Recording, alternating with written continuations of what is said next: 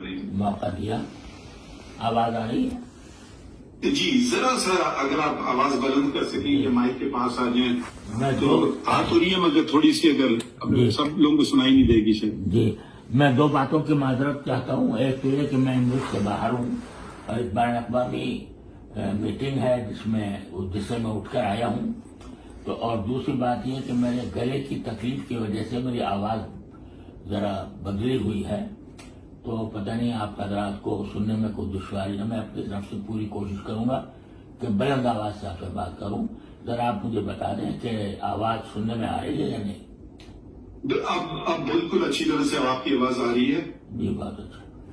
देखिए, इस फैसले के बारे में जो 6 फरवरी का फैसला था और जो रसानी केस का फैसला आपके सामने है। जी, इस वक्त मेरे सामने, मैं क्योंकि बाहर हूँ, लिहाजा सारे कागजात मेरे पास नहीं है, लेकिन फैसले दोनों मैंने पढ़े हैं और उसके ऊपर अच्छी तरह गौर किया है। और दोनों फैसलों के बारे में हमने एक मुफस्सल तहरीर भेजी है। एक तो वो थी जो 6 फरवरी के फैसले से मुताल्लिक थी, वो आप हजरात को पहले ही पहुंच चुकी थी। आपने उसका नजरसानी के फैसले में भी हवाला दिया है। और दूसरी तहरीर जो नजरसानी के फैसले में जो आप हजरात ने फैसला दिया, उसके ऊपर एक मुफस्सल तबसरा वो मैंने और मुफ्ती मुनीब रहमान साहब वगैरह ने लिख कर दिया था। वो शायद तो हुआ लेकिन आपके पास नहीं पहुंचा था। मैंने जिन साहब ने आज वीडियो लिंक पर खिताब करने के बारे में मुझसे जिक्र किया, तो मैंने उनको भेज दिया था कि वो अदालत में पेश कर दें कि इस नजरसानी के फैसले से मुताल्लिक जो कुछ हमें इश्कालात हैं या जो उसमें हमारे लिहाज से उसमें जो गलतियां हुई हैं, उसकी तफसील उस तबसरे के अंदर मौजूद है। मुझे नहीं मालूम कि वो आप तक पहुंची है या नहीं। वो मंगवा लेंगे, मेरे सामने तो नहीं है, मगर आपसे हम अगर सुन लें, क्योंकि कभी कभी पढ़ने में फिर गलती हो जाएगी। बेहतर है कि हम चाह रहे थे क्या डायरेक्टली आपसे सुने, आप सबसे, क्योंकि पहले भी तो हमने मंगवाए थे, फिर हो सकता है हमारी समझ में गलती हो। आप जब कुछ बात करेंगे तो हो सकता है उससे हम आप मजीद वजाहत ले लें। ठीक है, तो अगर आप हमें अगर आपको याद है चीदा बातें उसमें से या तमाम बातें, तो हम उनको नोट करते जाएंगे। ठीक है जी। उसमें पहली बात तो यह है कि हमने ये गुजारिश की थी कि जब नजरसानी के लिए इस केस को मंजूर कर लिया गया और उस मंजूर करने के बाद आपने बहुत से लोगों को नोटिस दिए और उनसे कहा कि वो अपनी आरा लिख कर भेजें या खुद पेश हों, तो उसमें मुतअद्दिद अतराफ से आपके पास जवाबात आए। उनमें हमारा वो जवाब भी था जिस पर शायद 5 या 7 हजरात के दस्तखत थे।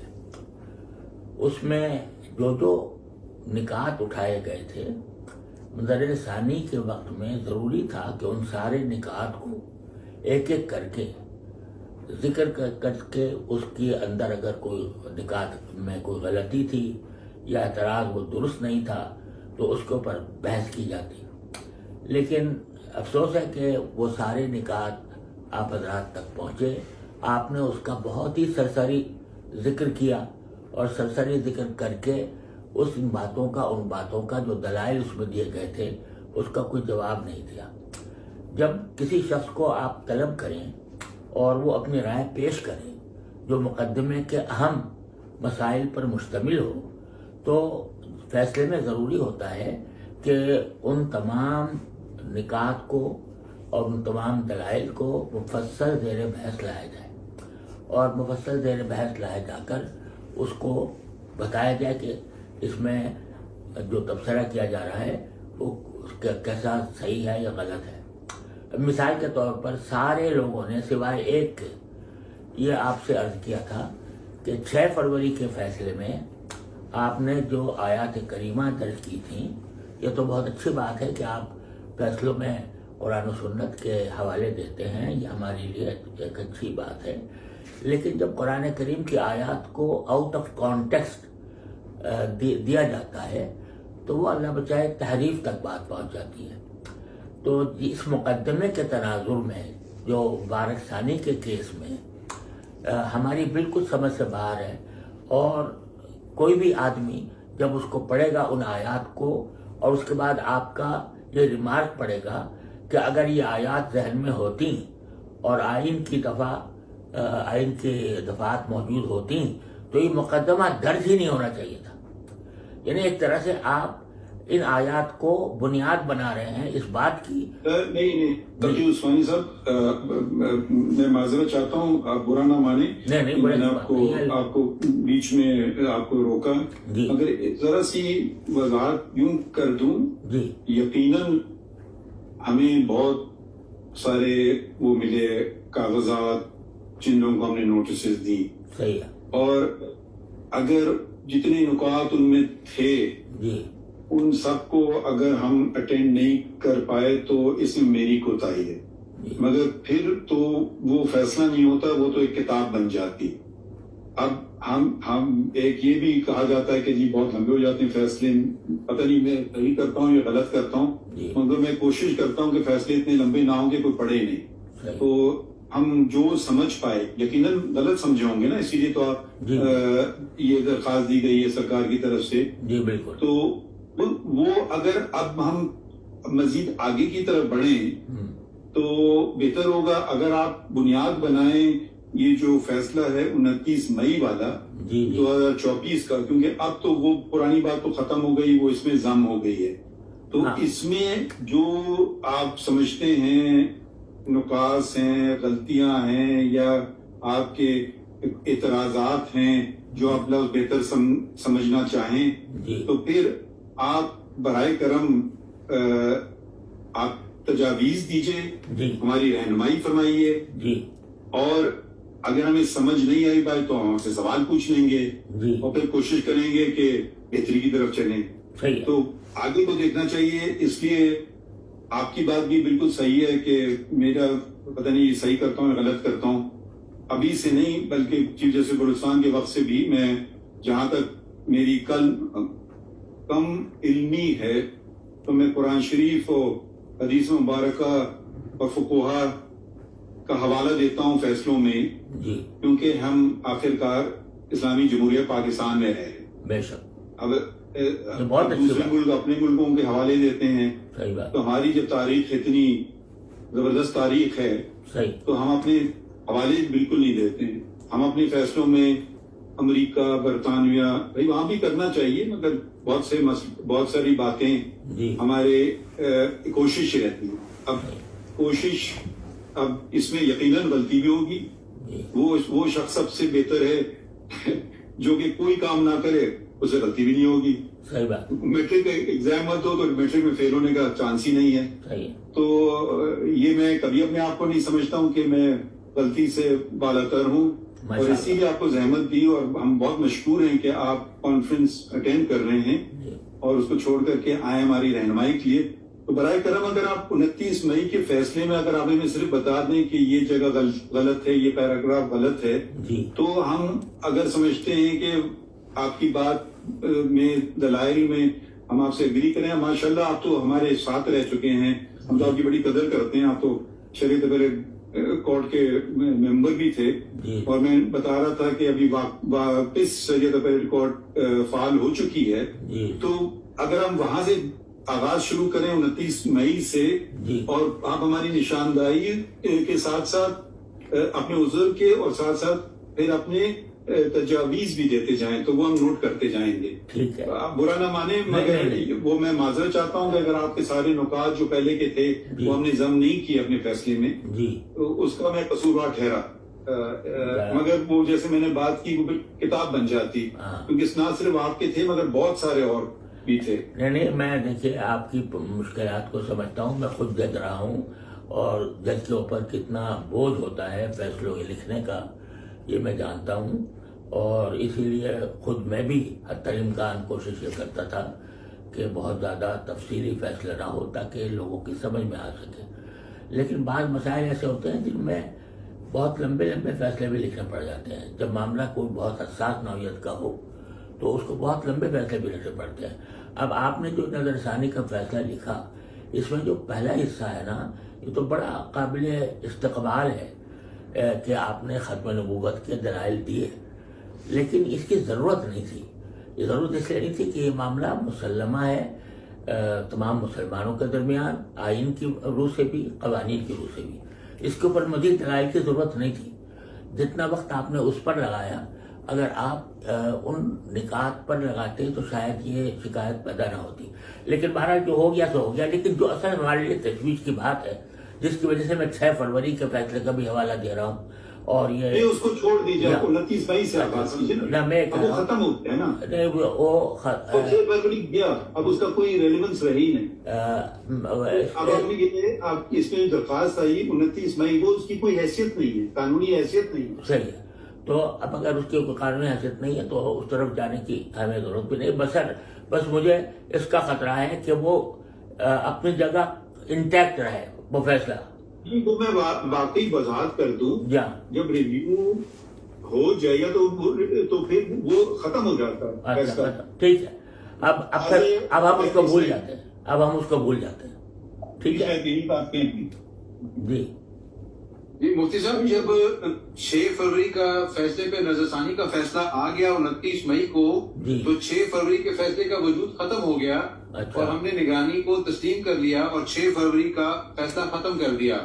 اب اس وقت جو فیلڈ میں ہیں، آپ تو ماشاءاللہ جج رہے اس بات کو سمجھیں گے، اب فیلڈ میں 29/5/2024 کا حکم ہے. اگر اس پہ کوئی ابہام پیدا ہو رہا ہے جس سے آپ سمجھتے ہیں، میں نے آپ کی ویڈیو دیکھی، آپ نے یوٹیوب پہ ایک ویڈیو بھی کی، پلیز. جی خیر، دیکھیے اب ایسے نہیں ہوتا ہے مناسب، یہ اخلاقی بات نہیں. آپ تشریف رکھیے، تو آپ اس میں تھوڑی سی آپ ہمیں رہنمائی کر دیں کہ نظر ثانی شدہ فیصلے میں جو آپ سمجھتے ہیں سکم ہے یا جس سے کوئی پیچیدگی پیدا ہو رہی ہے یا اس کا احتمال ہے، اس کی وضاحت فرما دیں تاکہ ہم اس کو دیکھ سکیں. دیکھیے، اس میں جو سب سے زیادہ سنگین بات ہے اس فیصلے کے اندر، وہ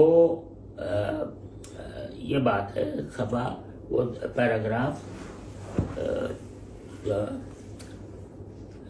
آپ کو دیتا ہوں، پیراگراف 47 ہے شاید. میں 1 سیکنڈ میں آپ کو نکال کے دیتا ہوں. 45 پیراگراف کا حوالہ دیتے رہے. دیکھیے، میں یہ سمجھتا ہوں کہ سب سے زیادہ سنگین بات جو ہے وہ پیراگراف 42. جی ہاں، 42 پیراگراف نمبر 7 اور paragraph number 42.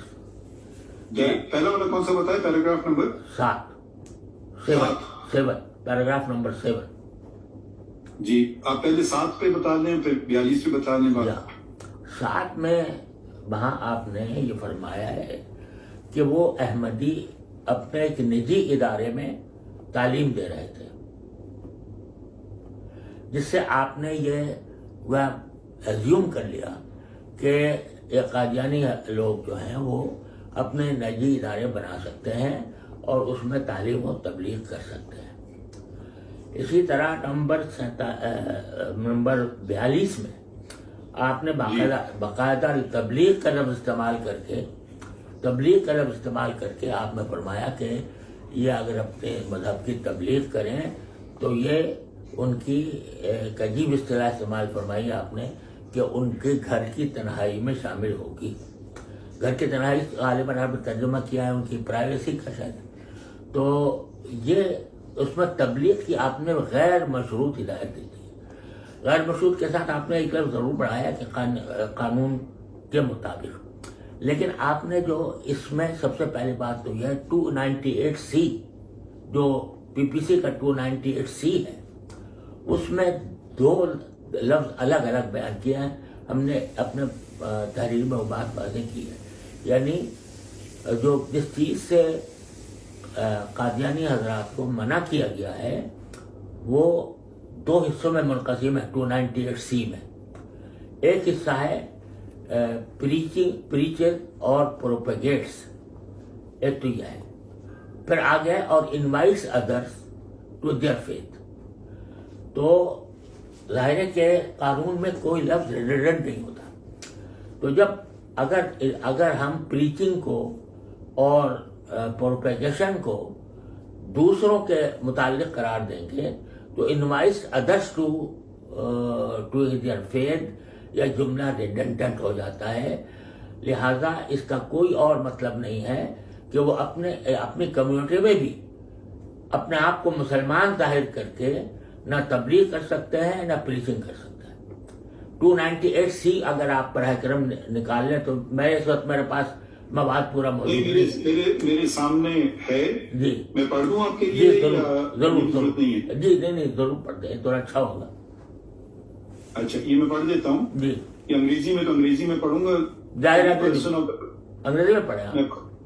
G. Any person of the Qadiani group or the Lahori group who call themselves Ahmadis or by any other name, who directly or indirectly poses himself as a Muslim or calls or refers to his faith as Islam, or preaches or propagates his faith or invites others to accept his faith یہاں میں کیا by words.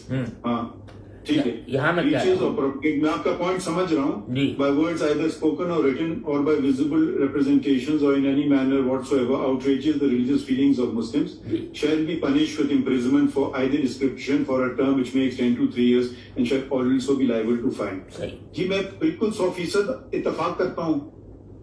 اب مطلب آپ کہہ رہے ہیں کہ یہ 2 پیراگراف یہ اس میں ابہام ظاہر کر رہے ہیں کہ یہ کہیں یہ 298C کے برعکس ہے. یہ آپ کا پوائنٹ ہے؟ جی بالکل یہ میرا پوائنٹ ہے کہ یہ صرف یعنی جو پیراگراف جو قابل اعتراض پیراگراف ہے 42 ہے نا. اگر یہ ہم ان کو وضاحت کرتے ہیں دیکھیے 42 ہے یہ کچھ اور ہے. ان کلیئر کلیش ود لا. یعنی یہ 298C کے بالکل مخالف ہے جو آپ نے پیراگراف 47 لکھا ہے. نہیں آپ کہہ رہے ہیں کہ 2 پیراگراف کو وہ ختم کر دیں یا کلیریفائی کر دیں؟ کیا آپ فرما رہے ہیں؟ یہ میری دیکھیے اگر بات کو مختصر کیا جائے تو میری گزارش یہ ہے کہ پیراگراف نمبر 7 یہ پورا حذف کیا جائے. ٹھیک ہے. اچھا پیراگراف 42 اس کو مکمل حذف کیا جائے.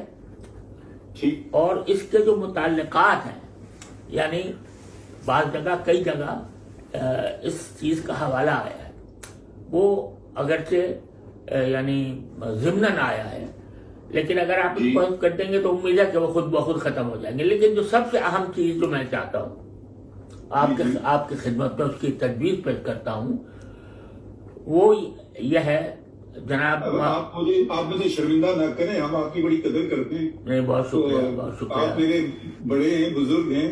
بہت شکریہ. آپ بالکل بغیر جھجک کے ہمیں بتائیے. جی انسان غلطی کا پتلا ہے اور میں تو ماشاء اللہ آپ کا بتا دیں کہ یہ آپ نے بڑی اچھی بات کی. یہ 2 پیراگراف ہیں اور اس کے متعلقات جو باتیں آپ نے آٹومیٹکلی ختم ہو جائیں گی وہ ختم ہو جائیں گی. اب میں ذرا سا اور تھوڑا سا آگے بڑھتا ہوں. اور دیکھیے میں یہ چاہتا ہوں کہ جب دیکھیے آپ نے دیکھا کہ یہ مسئلہ کتنا حساس ہے اس کا اندازہ تو آپ کو ہوا ہوگا اور ساتھ ہی یہ بات بھی کہ ہمارے ایمان کی ایک بہت بڑا اہم عقیدہ ہے اور اس کے اوپر آپ نے دیکھا کہ کتنا بڑا فیصلہ آئین پاکستان نے کیا. کس طرح اس کے وہ ترمیم دستور کے اندر کی گئی. تو اس میں ہم جب کوئی مسئلے میں الجھ گئے ہیں کہیں تو ہمیں محض ٹیکنیکلٹیز کی بنیاد پر بات کو بے دلی سے نہیں کرنا چاہیے بلکہ جب نظر ثانی کریں یا کسی غلطی کی کریکشن کریں تو کھلے دل کے ساتھ کریں. اور اس کے لیے میں کہتا ہوں کہ ان 2 پیراگراف کو حذف کرنے کے بعد ان کے متعلقات خود بخود حذف ہو جائیں گے. میں یہ چاہتا ہوں کہ 49C جو آخری جو آرڈر ہے کے کلمات ہے نا 49C جو ایک طرح سے آپ نے پورے فیصلے کا جو آرڈر نکالا ہے وہ ذرا براہ کرم اپنے سامنے رکھ لیں. جی جی رکھیے. 49C یا جی میں نے یہ ہاں 49 جی ہوا نا جی. جی فرمائیے. اچھا اس کو میں نے اس کی جگہ ایک عبارت تجویز کی ہے. جی فرمائیے. وہ یہ کہ جہاں تک اس مسئلے کا تعلق ہے کہ پیش نظر مقدمے کے ملزم پر مجموعی تعزیرات پاکستان کی دفعہ 295B 295C 298B 298C کا اطلاق ہوتا ہے یا نہیں ضمانت کے اس مقدمے میں، جبکہ ملزم کا ٹرائل ابھی باقی ہے، ہم یہ مناسب نہیں سمجھتے کہ اس پر کوئی فیصلہ دیں، کیونکہ ٹرائل کورٹ میں ابھی مقدمہ چل رہا ہے. ٹرائل کورٹ کو چاہیے کہ ہمارے فیصلے مورخہ 6 فروری سے متاثر ہوئے بغیر مقدمے کی کارروائی جاری رکھے اور تمام حالات مقدمہ کو سامنے رکھتے ہوئے اس بات کا فیصلہ کرے کہ ملزم پر مذکورہ دفعات کے تحت جرم بنتا ہے یا نہیں، خالص میرٹ پہ اس کا فیصلہ کرے، اور اس طرح نظر ثانی کی تمام درخواستیں جزوی طور پر منظور کی جاتی ہیں. یہ آپ اتنی جلدی میں لکھنا پایا، آپ یہ میں ابھی عبارت بھیج دیں گے ہمیں؟ جی ضرور. میں ابھی جو صاحب میرے رابطے میں ہیں میں ان کو بھیج دیتا ہوں. ٹھیک ہے. مزید کوئی بات؟ جی میں یہ چاہتا ہوں کہ میں گزارش یہ ہے کہ اس معاملے کو زیادہ لٹک جائے اور یعنی اس کی وجہ سے اضطراب انتشار ہی پیدا ہوا. آپ کی بڑی مہربانی ہے کہ آپ نے متعلقہ حضرات کو بلایا، ان کو سنا اور اس کے بعد آپ نے فیصلہ کیا. اب یہ آخری بار ہو رہا ہے، تو اس آخری بار میں براہ کرم جتنے اشکالات پیدا ہوئے ہیں، اشکال کیا پیدا ہوا میں آپ کے سامنے رکھ دیتا ہوں. وہ یہ ہے کہ قادیانیوں کو تبلیغ کی اجازت دی گئی ہے جو 298C کے بالکل خلاف ہے. اور دوسری بات یہ ہے کہ آپ نے جو اپنے فیصلے میں قومی اسمبلی کے اندر جو تقریریں ہوئی تھیں اس وقت، اور اس میں یہ کہا گیا تھا، میں اس پہلو کو ذرا تھوڑی وضاحت سے عرض کرنا چاہتا ہوں اگر آپ اجازت دیں تو. نہیں اجازت ہے. اچھا، تو وہ یہ ہے کہ اس اسمبلی کی میں جو تقریریں ہوئی تھیں اس میں یہ ضرور کہا گیا تھا کہ ہم ان کو ایک غیر مسلم اقلیت قرار دے کر غیر مسلم اقلیت کے ان کو حقوق دیں گے. یہ بات جو تھی نا، یہ پاکستان اسلام کی تاریخ کے تمام کیسز کے بالکل برعکس تھی. یعنی آپ نبی کریم صلی اللہ علیہ وسلم کے زمانے اگر یہاں میں ذرا آپ کو برا نہ مانیے، کیونکہ پارلیمان میں کیا ہوا اب وہ تو ریکارڈ کا حصہ ہے نا. میں پارلیمان کو تو کوئی حکم نہیں دے سکتا ہوں کہ آپ یہ کریں یا وہ کریں. نہیں میں بالکل نہیں میں ایسا بالکل نہیں. پارلیمان میں جو کہا گیا وہ غلط ہے. نہیں وہ میرا کام نہیں ہے، ہمارا کام نہیں ہے. نہیں بالکل ٹھیک ہے. میں اور بات کرنا چاہ رہا ہوں، ذرا پوری کر لوں، آپ اس کے بعد پھر میں غلط سمجھا. جی معاف کیجیے. یعنی پوری اسلامی تاریخ میں کوئی ایک مثال بھی ایسی نہیں ملتی کہ کوئی نبوت کا جھوٹا مدعی پیدا ہوا ہو اور اس کے متبعین کی جماعت ہوئی ہو اور اس کو دارالاسلام میں ذمی یا غیر مسلم اقلیت قرار دیا گیا ہو، بلکہ ان کے خلاف باقاعدہ جنگ ہوئی. آپ مجھ سے زیادہ بہتر جانتے ہوں گے، آپ نے تاریخ پڑھی ہے. مسیلمہ کذاب کے ساتھ کیا ہوا، طلحہ ابن خویلد کے ساتھ کیا ہوا، بعد میں جتنے جھوٹے مدعی یعنی نبوت پیدا ہوئے ان کے ساتھ. یہ تقی عثمانی صاحب، آپ کی میں بہت عزت کرتا ہوں، اگر ہم فیصلے پہ رہیں باتیں اس میں یہ نہیں کہہ رہا ہوں کہ اس میں آپ کی سے میں ڈس ایگری کر رہا ہوں، مگر فیصلے میں ہم نے تو ایسی کوئی آپ نے جو باتیں کی وہ نشاندہی کی وہ میں نے نوٹ کر لی. اب میں زیادہ اس ڈبیٹ کو بڑھانا نہیں چاہتا ہوں کیونکہ اب پارلیمان میں جو کچھ ہوا میرے لیے ایک عدالت میں تنقید کرنا، میں اداروں کی عزت کرتا ہوں. آپ کی جگہ میں تنقید نہیں کر رہا، ہم ایکسپیکٹ کرتے ہیں وہ تھوڑی ہماری بھی عزت کر لیں، ہم ان کی تو پوری کریں گے. نہیں ہم پوری عزت کرتے ہیں، پارلیمنٹ کی بھی عدالت کی بھی. میری بات پوری ہو جائے تو شاید آپ کا اشکال دور ہو جائے. میں کہہ رہا ہوں کہ تاریخ اسلام میں کہیں بھی کسی مدعی نبوت یا اس کے پیروکاروں کو ذمہ کی اصطلاح کے طور پر یعنی غیر مسلم اقلیت کے طور پر مانا نہیں گیا، لیکن پاکستان واحد ملک ہے کہ اس میں یہ کہا گیا کہ چونکہ پاکستان یہ جنگ کے ذریعے نہیں حاصل کیا گیا بلکہ جمہوری طریقے پر اور انتخابات کے ذریعے حاصل کیا گیا ہے، لہذا ہم اس غیر مسلم اقلیتوں کے ساتھ بہتر سلوک کرنے کے پابند ہیں اپنے اس معاہدے کے تحت جس کے تحت ہمارا پاکستان بنا تھا۔ لہذا آپ دیکھیں گے کہ شروع سے جب سے قادیانیوں کے خلاف کوئی تحریک مسلمانوں کی شروع ہوئی ہے، چاہے وہ علماء کی طرف سے ہو یا کسی اور طرف سے ہو، اس میں یہ نہیں کہا گیا کہ شریعت کا اصل حکم ان پر نافذ کیا جائے، یہ زندیق ہے، بلکہ یہ کہا گیا کہ ہم ان کو غیر مسلم اقلیت تسلیم کرنے کو تیار ہیں۔ یہ گویا ایک طرح سے رعایت دی گئی قادیانیوں کو کہ اگر وہ اپنے آپ کو غیر مسلم تسلیم کر لیں اور غیر مسلم تو ہم ان کو غیر مسلم اقلیت کے تمام حقوق دینے کے لیے تیار ہیں۔ یہی باتیں پارلیمنٹ میں کہی گئی تھیں اور یہی باتیں بعد میں بھی دہرائی گئی ہیں۔ ہمیں اس پر تنقید نہیں کرنی ہے، ہمیں ان کو ماننا ہے کہ ہم غیر مسلم اقلیت ہم ان کو ماننے کو تیار ہیں، لیکن اس صورت میں جبکہ وہ خود اپنے آپ کو مانیں۔ اگر وہ خود غیر مسلم اقلیت ہو کر اپنا اعتراف کر کے اپنے آپ کو غیر مسلم اقلیت کے طور پر رجسٹر کرائیں اور اس میں کوئی ایسی علامت ایسا نہ رکھیں جس سے لوگوں کو یہ دھوکہ ہو کہ یہ مسلمانوں کی کوئی قسم ہے، تو آج بھی ہمارے پاس پارلیمنٹ کے اندر ان کے لیے اقلیتوں کی سیٹوں میں ایک سیٹ ان کی موجود ہے، میرا خیال ہے آپ زیادہ بہتر جانتے ہوں گے، ان میں ایک ہے نا سیٹ احمدیوں کی جی ہوتی تو تھی، میں بھی چیک کر کے بتاتا ہوں آپ کو، تو ایک سیٹ ان کے موجود ہے۔ اسی طرح سے اقلیتوں کا ایک بورڈ ہوتا ہے، اس کے اندر بھی ان کی سیٹ موجود ہے۔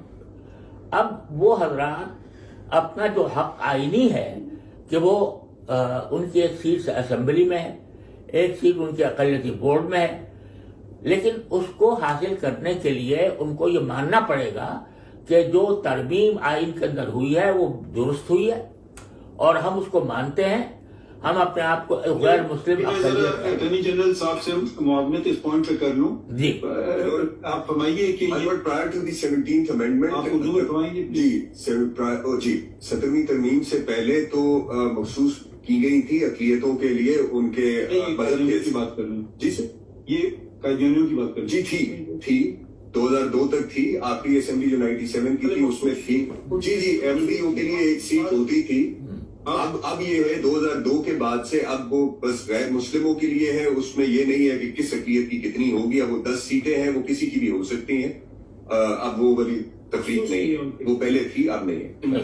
آپ نے سن لیے مفتی صاحب، آپ نے سنا؟ جی میں نے سنا، لیکن رہی ہے ابھی انہوں نے کہا وہ پہلے اسپیسیفکلی تھی مگر 2002 کے بعد اسپیسیفکلی ختم ہو گئی ہے، اب وہ جیسے باقی غیر مسلموں میں وہ ضم ہو گئے۔ ٹھیک ہے، یہ ہے مگر بہرحال اگر وہ غیر مسلم نہیں بنائے پارلیمان، ٹھیک ہے، بالکل ٹھیک ہے، لیکن اگر وہ اپنے آپ کو غیر مسلم کے طور پر رجسٹر کرا لیں اب بھی، ٹھیک ہے، تو جو سیٹیں مخصوص کی گئی ہیں غیر مسلم اقلیتوں کے لیے، اگر وہ غیر مسلم اقلیت ہونا تسلیم کر دیتے ہیں، اپنے آپ کو رجسٹر کرا دیتے ہیں، تو پھر ان کی سیٹ ہو سکتی ہے وہاں پر، اب بھی ہو سکتی ہے، کیونکہ اس میں کسی کی تخصیص نہیں کی گئی، اس پہ تو کوئی دو رائے نہیں ہو سکتی، ٹھیک ہے نا۔